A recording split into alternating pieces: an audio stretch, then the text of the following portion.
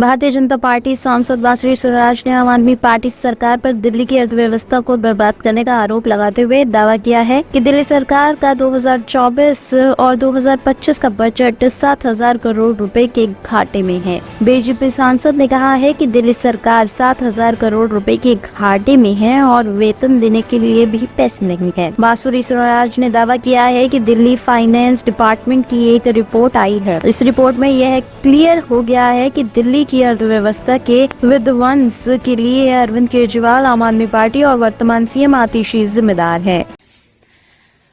मित्रों, आज मैं आप सभी के समक्ष एक बहुत ही गंभीर विषय यहां पर साझा करने के लिए बैठी हूं। आप सब जानते हैं कि कल दिल्ली फाइनेंस डिपार्टमेंट की एक रिपोर्ट आई है, जिसको मीडिया के बंधुओं के माध्यम से हम सबसे अवगत कराया गया है।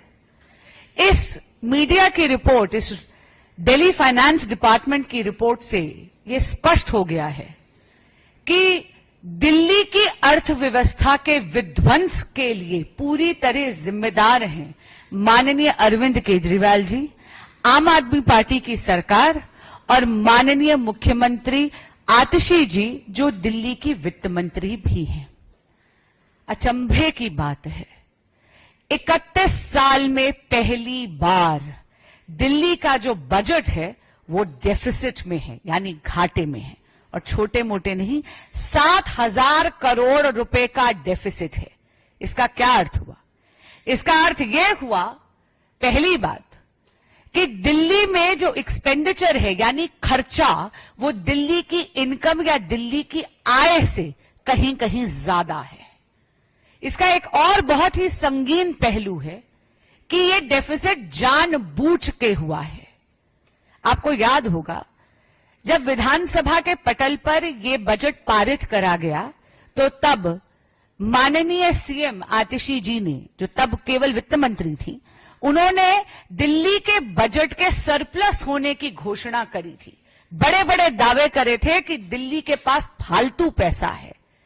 लेकिन आप ये देखिए कि इसेंशियल इंफ्रास्ट्रक्चर प्रोजेक्ट्स, जैसे कि दिल्ली में अस्पतालों की मरम्मत, नया कोर्ट कॉम्प्लेक्स बनाना, सैलरीज देना कर्मचारियों को, कर्मचारियों की पेंशन और इस प्रकार के ऐसे कई बड़े खर्चे, इनका बजट में प्रावधान ही नहीं करा। They did not make provisions for over 7,000 crore rupees in the budget of Delhi.